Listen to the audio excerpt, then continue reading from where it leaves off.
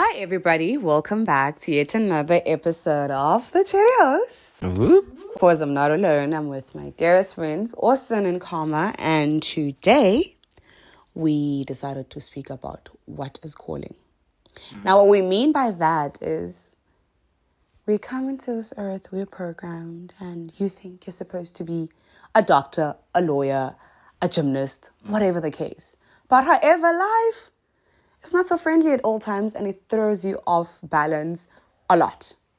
I wouldn't say life isn't friendly. I would say life wants you to live. Fair. I disagree with both of you. I'd say life will continuously redirect you to align you with your true calling. Okay. But however, when it realigns you and it slaps you in the face, that's not a nice feeling. Oh no, but is it not friendly, or is it saying, hey, you deserve more? Or is it saying, come on, there's more to life than this, than what you assume? This will bring you joy. Okay.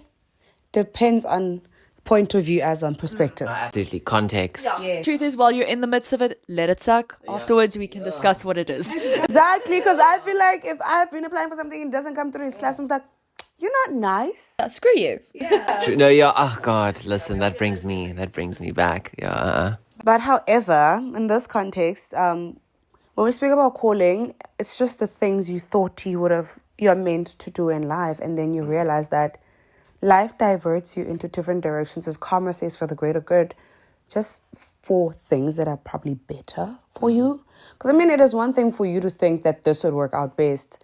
And then the universe is just like, but I think, Austin, you're so amazing. You're worth much more than that. And this is what you should possibly do. So I'm going to start with my personal life. I don't know if you guys want to add anything to it. I'll definitely add. Yeah, let's start with your personal life. For my personal life, guys, I have been this person that everyone was just like, Boity, I don't understand why you're not on TV. I don't understand why you're not popular and all of that, because basically that's my energy, and that's something that I've always wanted to do, to an extent where my accounting teacher was like, should you end up studying accounting, you'd go nuts. You'd lose your mind. Find yourself somewhere in media and entertainment. I did. I went. I studied for that. And I genuinely enjoyed the time. It was great. I had the time of my life thinking that, I'm going to probably be a presenter, all of that. Where did I find myself? Found myself in a really dope company, though, like one of a very big company in Africa, Chase. And I was there being an events coordinator. I'm just like, why can't you people put me in front of the TV screens? But however, I still appreciated the fact that I was still in the media space, not where I wanted to be, but I was in the media space, behind the scenes, making sure all the jits take place. And then after that, life happened, COVID happened, found myself in health and wellness. I was like, how did we end up here?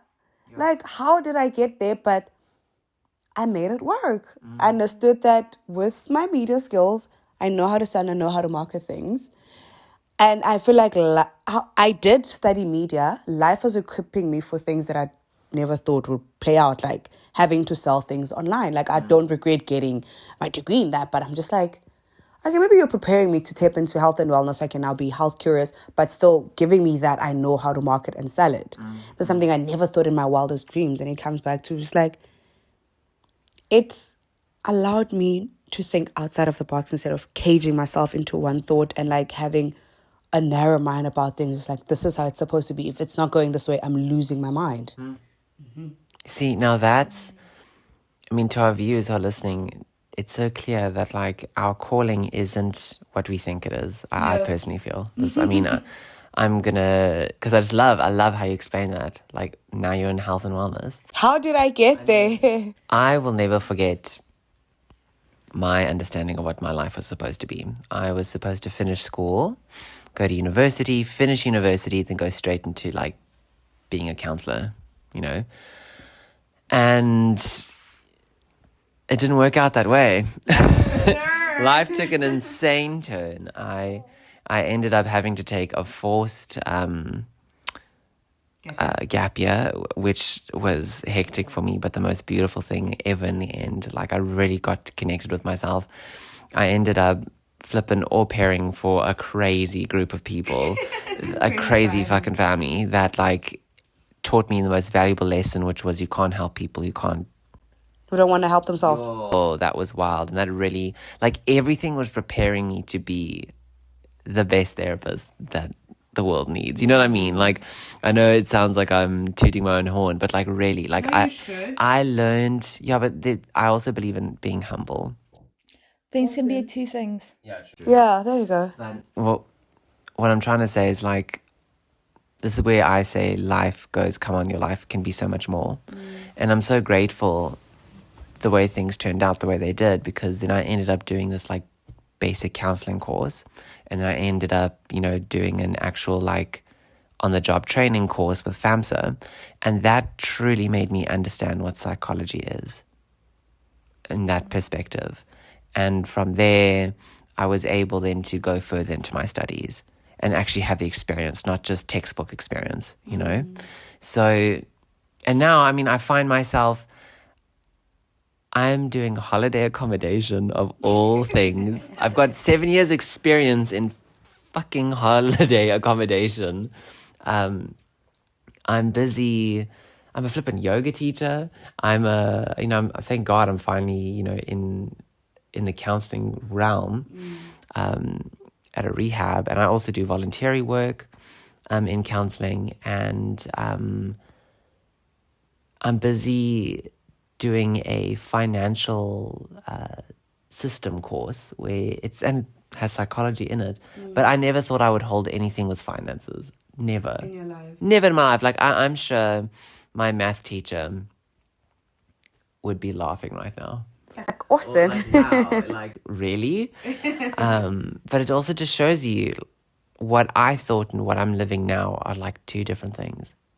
And I'm actually grateful that it didn't go the way I wanted it to go, because it would have been so fucking boring. But I think it's exactly that. So your calling has grown. It has changed and developed over time. And I think that not a lot, some people really do have that one calling and they follow it, and that's the thing. But other people, I think they weave in between things and it grows into something. And I think it's just that process of being able to trust in the process. Like, I love that meme. It's like, trusting in the process. Does the process know? Does the process even know that we're trusting it? Does it know? Does it know that I'm depending on it? But like, this is just so important to emphasize. Like, you've got to understand everything is going to work out the way it has to. And you've just got to, and it's so easier said than done, but trust me, when you surrender and you accept that life is mystery, that it doesn't have to be understood. Like, you just got to enjoy it and learn. And I think it's also a constant test on our faith. Like, Ooh, big time. it's always a thing of like, you really need to genuinely either find something to believe in, because if you're going to say trust in the process and you don't believe or have faith in anything, it's probably going to be hard to trust in the process. Absolutely. Yeah. And I think that brings it to my personal journey in this area. So school was pretty rough for me. So after school, I pretty much just ran from this country. And my dream was to be a star. I just wanted to be famous. I wanted my names up in the lights, and I wanted to be able to tell everyone, screw you, look, I made it. That was like my drive. So I did that. I moved to England. I pursued modeling. I did it for a while. Then I had a bit of an accident and was no longer able to... I like how you say a bit of an accident. I like to downplay it. That is definitely the British inspiration there. Just a tad uncomfortable. So I had a bit of an accident, and it sort of left me with a disability, and it makes it very hard for me to do anything that person who left high school wanted to do. It was like a death of personality and reality, and a regrowth. And I went from this very materialistic person knowing exactly what I wanted to absolutely having no clue what to do with my life. And now I am a social media manager. I'm studying mindfulness. I work in volunteer with the communities in the area and underprivileged neighborhoods here, as well as a bunch of other things. And it's nothing that I would ever have considered as a kid. However, a series of events have led me here. And I have to say there's a few things that have definitely brought me this. But my biggest drive that has helped me align with my path is joy. I found as soon as I stopped resisting and allowed my trust to just overflow, that I trust that everything's going to work out for me, things just started aligning for me. And suddenly this path appeared and I was like, oh, I enjoy this. I'm fulfilled. This is not necessarily what I want to do, but right now it is exactly what I need to gain the skills to lead me to what it is that I want to do. I've got a question. So as you said that, like, you had this big dream, like myself, wanting the rich, the flash, the lights, all of that. When you had your accident, do you feel like that was a wake-up call or something to humble you to just switch your path into all these little things that you're doing now? Do they bring you peace, happiness? That's a great question. Okay, 2 parts. 1, I still would love my names in the stars. And it will be. I know that within this own industry it will be. But now it's no longer a materialistic industry. It is a soul helping people industry. It's heart center instead of like just driving for what I feel like I needed. Plus, I also healed the trauma that really caused that need to be famous, that need to be recognized and worthy and validated by others. And then the second part of that would be, it was a reality check. It was a That's why I said it was literally, it was a, Karma, what are you doing with your life? What are the people you're surrounding yourself with? What are the habits you're creating? Is this truly what you want? Is it actually what your soul is calling for? Are you trying to put a band-aid on something that's needing to be dealt with?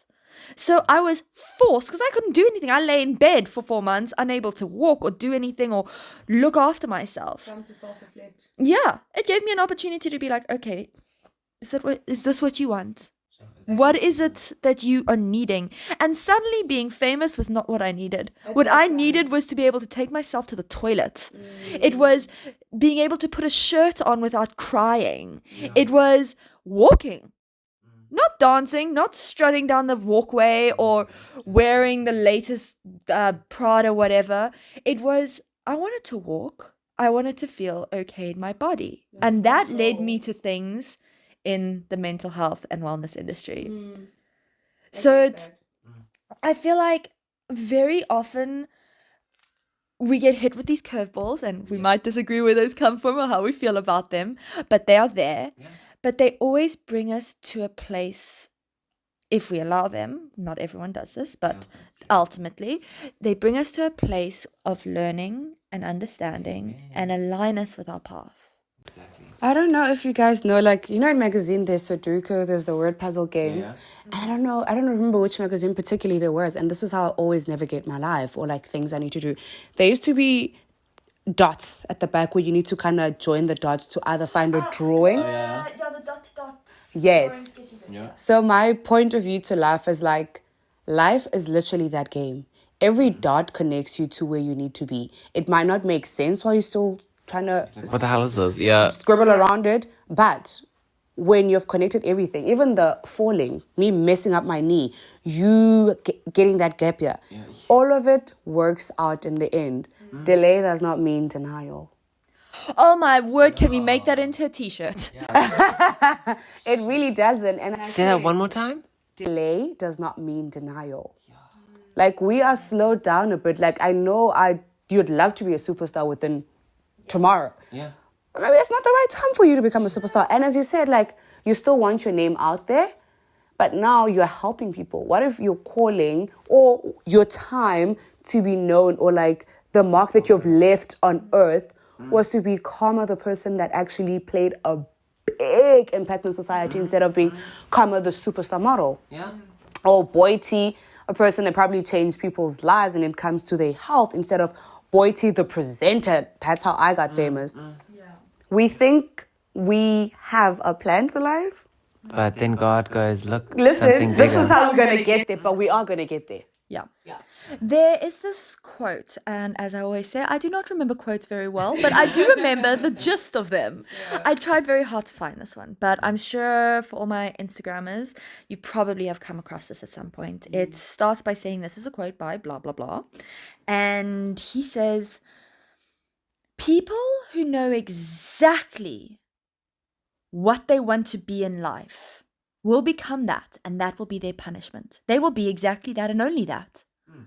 People who don't necessarily know or allow themselves to explore it get to be a million different things while they are becoming something. Love that. So when we know exactly what it is and just do that, we never get the opportunity to explore more of what that is, if that is the thing that you end up doing, or get to explore ourselves. I mean, if I hadn't hit my head, I'd be a model, and I know most probably would have very low self-awareness. If you hadn't had a forced gap year, you would not be exactly where you are today. And same with you. Each of us have had an opportunity to explore more of ourselves because of what we saw at that stage as failures. But in actual fact, it was just an opportunity to explore. I love how you said that we see it as failure, but it's an opportunity to explore, because if had I become straight up media TV personality, that would have just been it. My life would have been exciting, yes, but like I would have been so narrow-minded about other things. Like I would probably never cared about the other things that I found myself doing, or knowing how to coordinate big events. I'm just like, I would have never thought that far. But it was a big learning stepping stone for me to just venture into a whole different role of doing things. For me, why my path went the way it was is because I think I had to look deeper. Because I've just noticed, like, there's a lot of students at my university. You can see they're just textbook. Like, they only understand the textbook side. I feel like we've had a conversation in your car. You know, where I've seen it firsthand in the counselling room from a young age. You know, like, I mean, all I know is that because I was a very linear thinking person, and I'm telling you now, God stepped into my life and was like, Austin, by looking at it linear wise, you don't get the whole picture. You're just seeing one section. But when you start to actually have more of an open mind and you start letting go of control, because that was a big thing for me. I needed control, like 24/7, and like structure. And then God was like, I want to just shake that a bit for you. And I think this feeds into specifically the calling. And specifically, I'm a true believer that what we go through is what we need to help others heal from. So we go through the trauma in which we need to heal other people from. Because the truth is, you will never be given something that you cannot handle. Yes. I do not believe that you are given anything that you are not able to overcome and then proceed to help others. So A lot of people struggle with that. They do. And that's okay as well. That is part of the healing process. I know in the middle of it, I was victimized. I was the victim. I was also like, this is terrible. This is unfair. And now on the other side, in the midst, it's okay. Feel what you're feeling. But on the other side, you go, thank you. Amen to that. Thank you. Yeah. And it's just that for me personally, my alignment has definitely what would the word be? Has definitely escalated recently, because I listen to Abraham Hicks. She's my new tune, and she's really, really cemented that idea of follow your joy. Life's not supposed to be difficult. That doesn't mean not challenging, but it's not supposed to be a fight for your life. It's supposed to be an alignment with joy and love. And when you follow that, beautiful things happen. Question.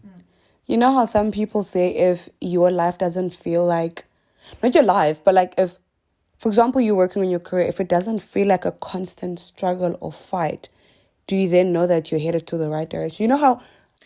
Okay, but think about it this way.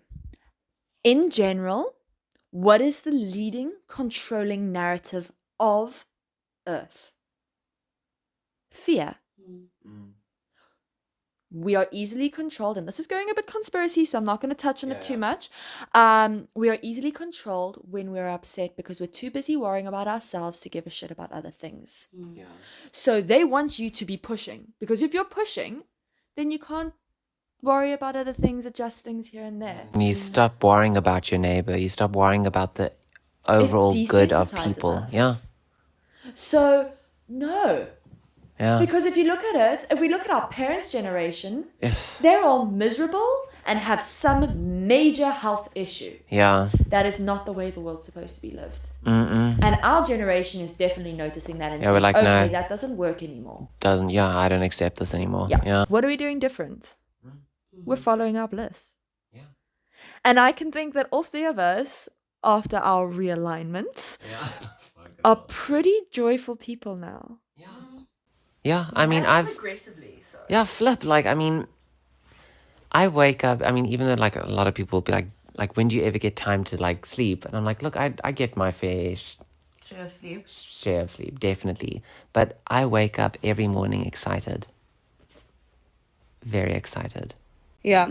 Okay, cool, guys. This was really lovely. I'm just to put it out there that your calling should never be something to scared of. No, I disagree with that. I believe you should be petrified of your calling because it means you're shooting high enough. Because if you're comfortable with your calling, you're staying at this level. You must look at it and be like, oh, fuck. That is... Context. Okay, let me rephrase that. That is epically intimidating, and I can't wait to be worthy of that. Remember what you just said. It should be something to look forward to, joy. Yeah. But something scary is not necessarily not joyful.